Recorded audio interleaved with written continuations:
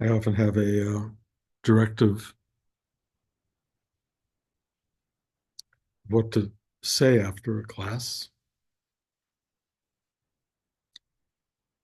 I don't have much of one today. Um, you know, if you open the newspapers, you go online, there are a lot of people telling you what to do,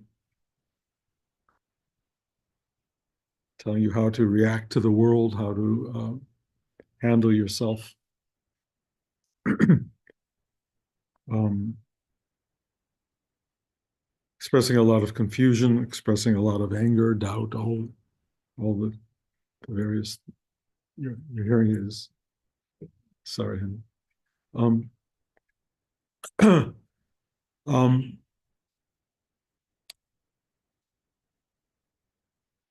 the closest I can come, and I'll just be personal with this,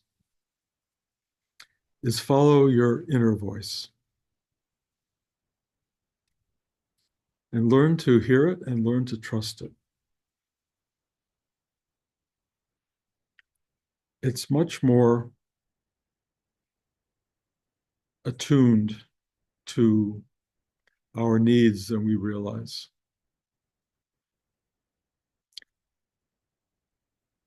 My as my memory begins to dissipate, this inner voice reminds me to put the cap on the toothpaste, um, bring up more toilet paper from the basement, uh, things like that.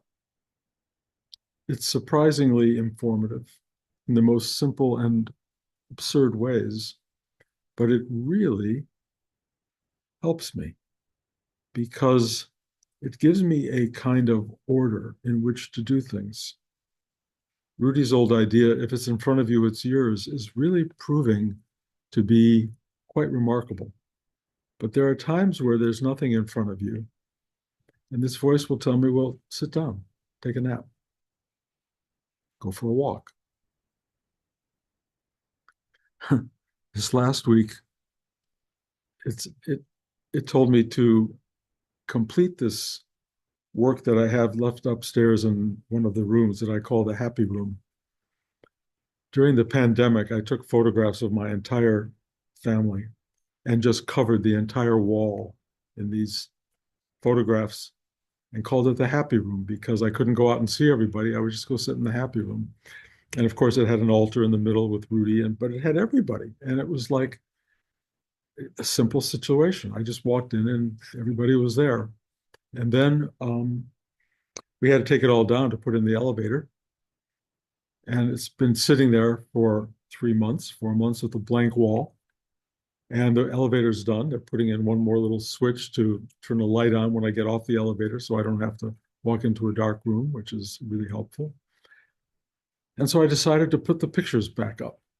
And part of me felt like, are you crazy? Who cares? Who wants all these photographs on the wall? You don't need to do that. But this thing inside me just said, do it. And every picture I put up from the ceiling all the way to the floor in this whole big room, all around the elevator door, all the way across the wall, and on the other side of the room, which is already there. And every little pin I put in or hammered in a little bit made me happier.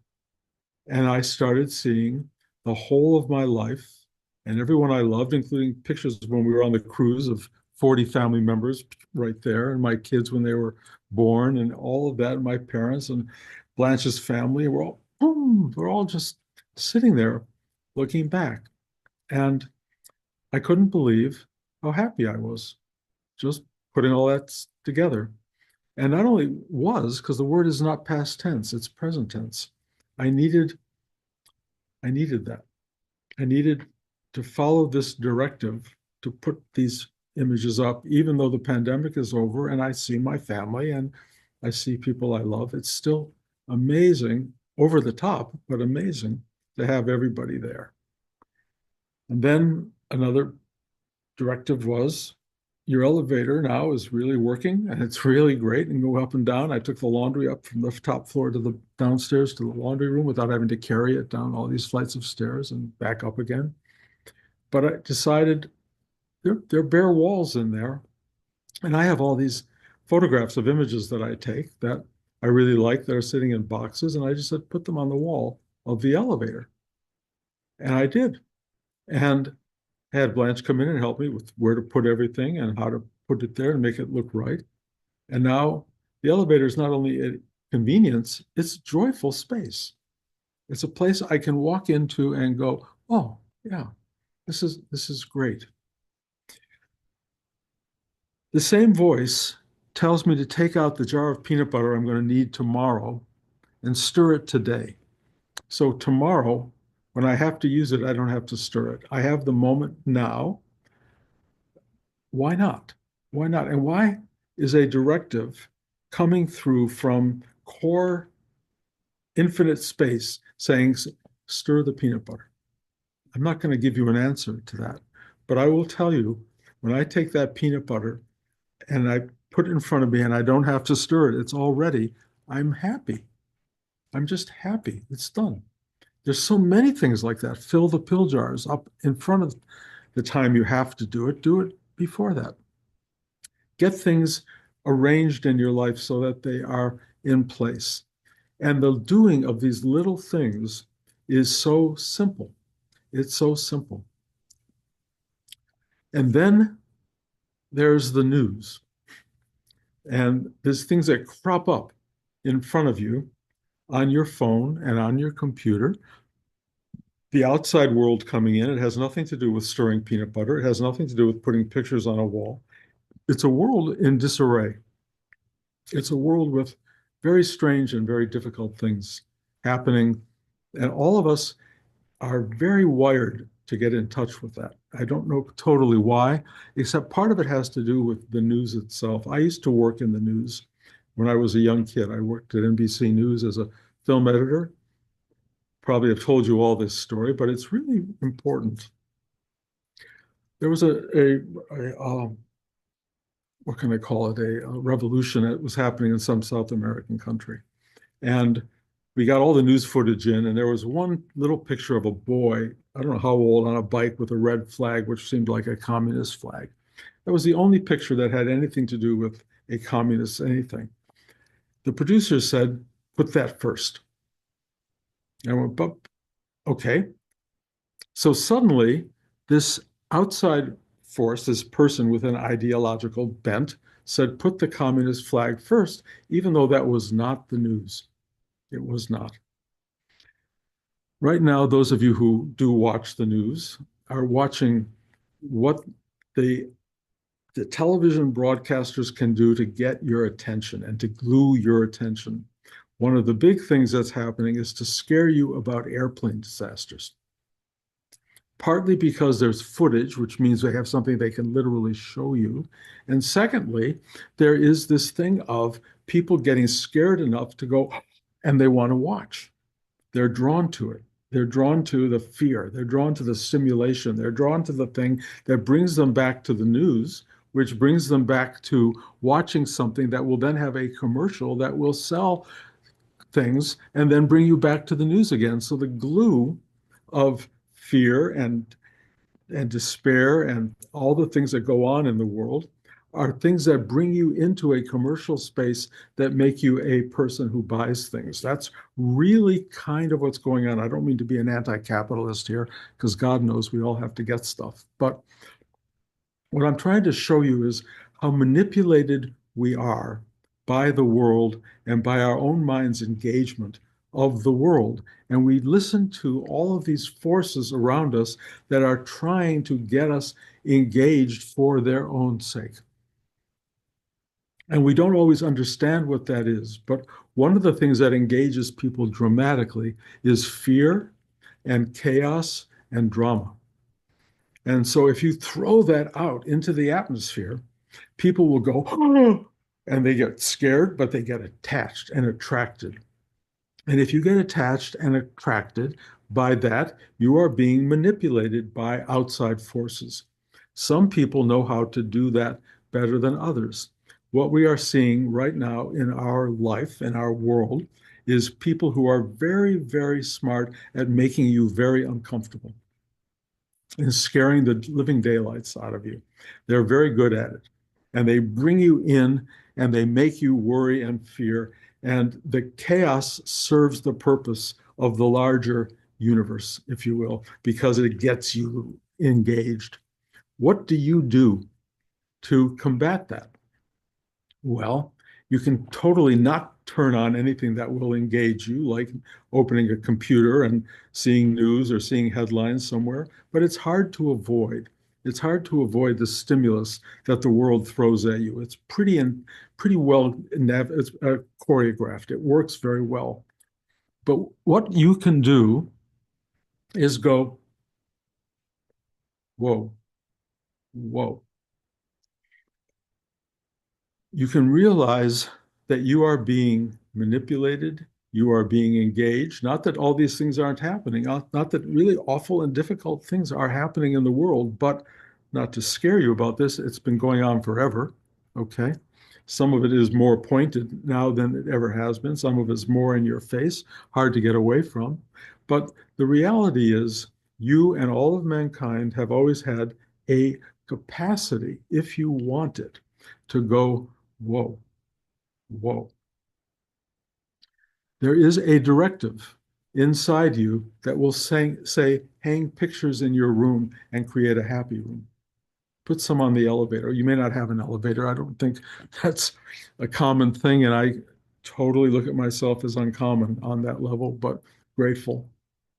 But putting the pictures, even putting in the elevator, which is totally for, when I can't walk up and down the stairs, I have the facility to do that. I follow this voice that just says, take care of business, do what you have to do, go shopping, get the extension cord you have to buy at the hardware store. Do these things. They are simple, they are quiet, and they really start to stabilize you because what's in front of you is not always the thing you turn on. That's a choice. And it's not always a directive. That's often an ego-minded part of your being, a part of you that likes to be stimulated, likes to be scared, likes to be engaged in the drama of the world. We're all suckers for, TV drama and movies and all those things. You also have the power to go, I'm going to set up a happy room.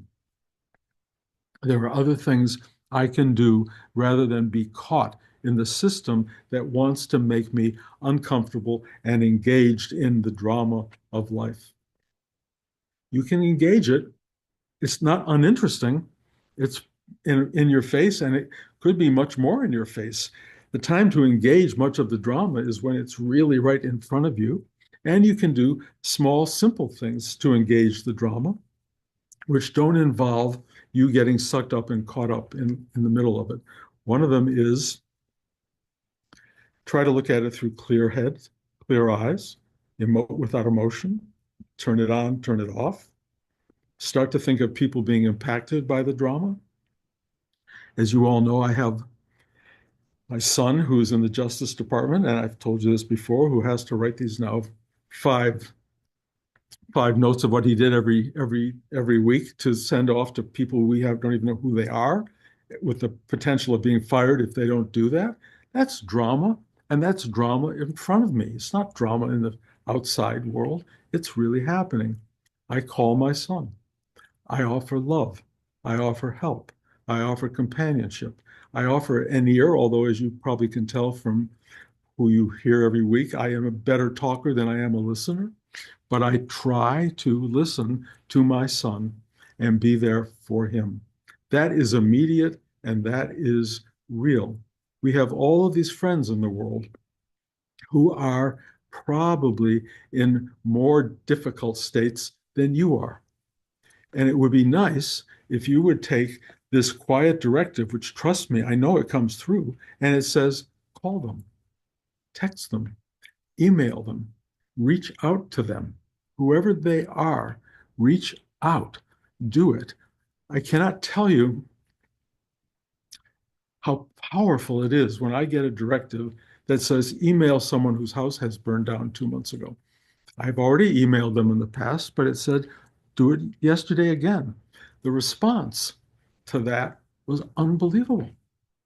Unbelievable how much gratitude came from just reaching out after time to again offer help, services, empathy, kindness.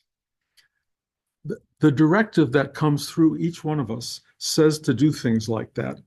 And if we go, well, if, maybe a little later today or do it tomorrow, that is not the response. The response is now, now. It's amazing how it works. As a friend of ours, I don't see him very often. He's an older guy, older than me, lost his wife. There were people we knew when we first met here who I every so often think I should really call him and take him out to lunch and just give him something out there that would make him feel complete for a moment. And last last week, I was thinking about him, and I was about to go to write him a note to say we should have lunch. And I look at my text, and there he had just written me. We should have lunch. I'm telling you, it's not just working through me, it works through two directions. And we did, we had lunch, and it was completely, completely wonderful. We don't share history very much, but we share old age and we share communion. We commune. And if I didn't hear that voice and he didn't hear that voice, we would both be sitting alone without that connection that is so vibrant and so vital. I can't tell you what it means to be the actor in all of this, to be the person who follows the direction, who puts the photographs up on the wall, who does the thing that you're told to do, not tomorrow, not next week, now. Now. This is the time. And you start to change the nature and the context and the complexity of your life and the world and turn it into a much sweeter environment for you to live in. You disentangle and disengage from the drama that the world is trying to suck you into. Not that it's not there and not that you can't go visit it anytime you need to, but you need the mechanism for pulling out and going, okay, I got the idea. I get the picture. When I watched the news this week and I watched what was happening in the Oval Office with the president and the vice president and Zelensky, it was like a sledgehammer hitting me over the head because I look for kindness in people and I look for gentility and I look for the compassionate interchange between human beings. And here at the top of the sort of the precipice of American life is something really awful happening on every level, programmed or not programmed, part of waiting to be displayed to the world or just happening spontaneously. It just really hit me. And I had to do this work inside, which was to breathe and know that, yes, this kind of action in this world that we live in can change history. It can change the nature of the world. It probably will and probably is. But I'm in my house with my wife, and we are together. And we, after 56 years or whatever the actual number, we really love each other.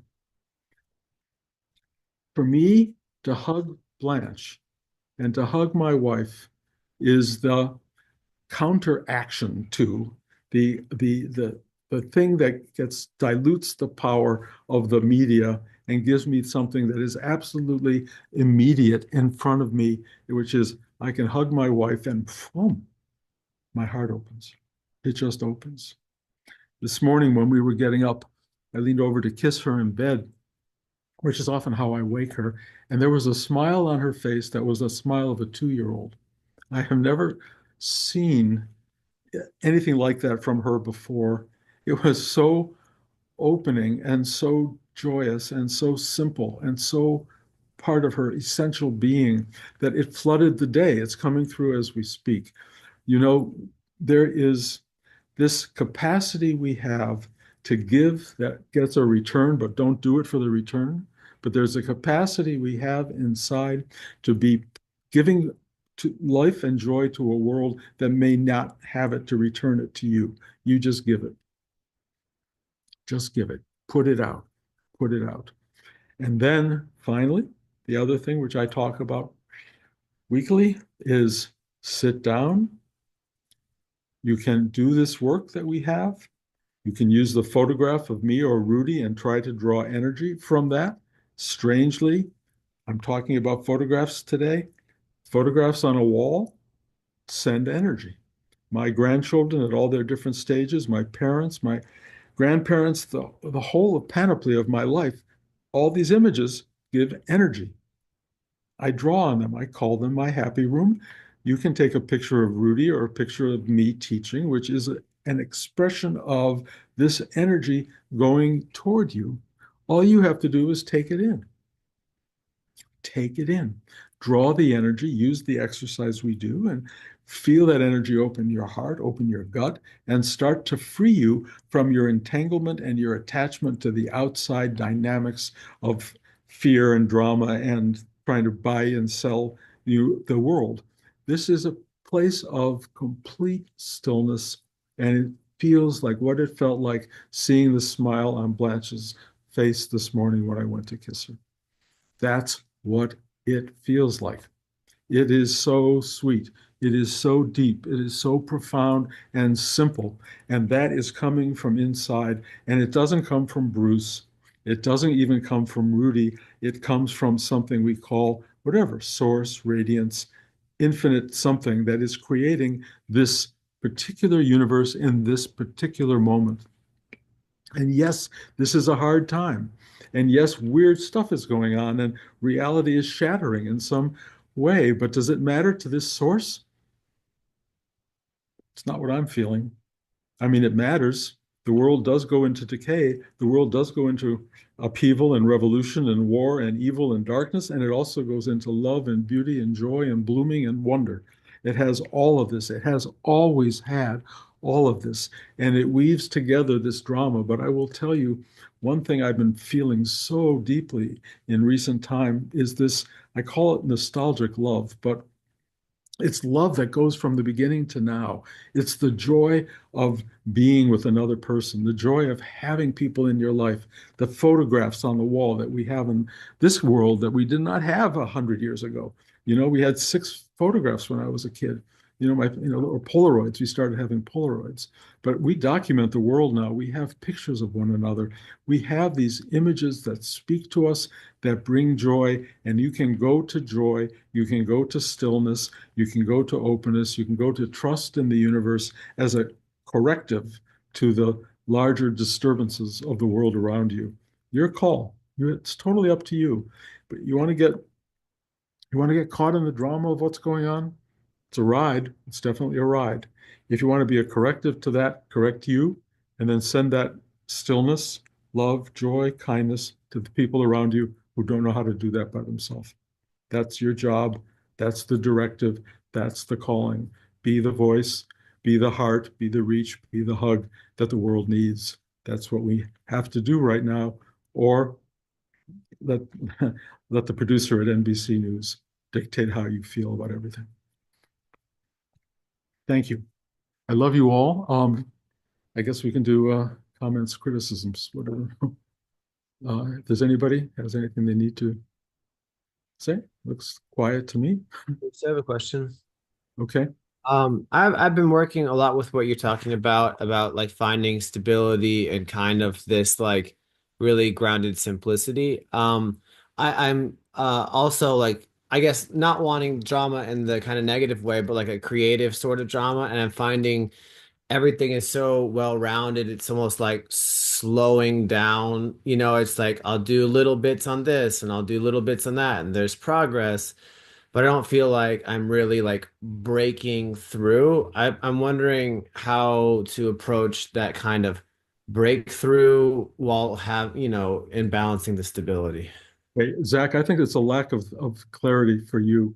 I Okay. looked at your last painting, as you know, Mhm. and it is stunningly beautiful. And it is a complete break with things you were doing before. It is a complete new expression of who you are as a human being, and it is stunningly beautiful. You're doing that. You may not be aware that you're doing it. You may not be aware of the process that got you into that painting, particularly the one you shared with me.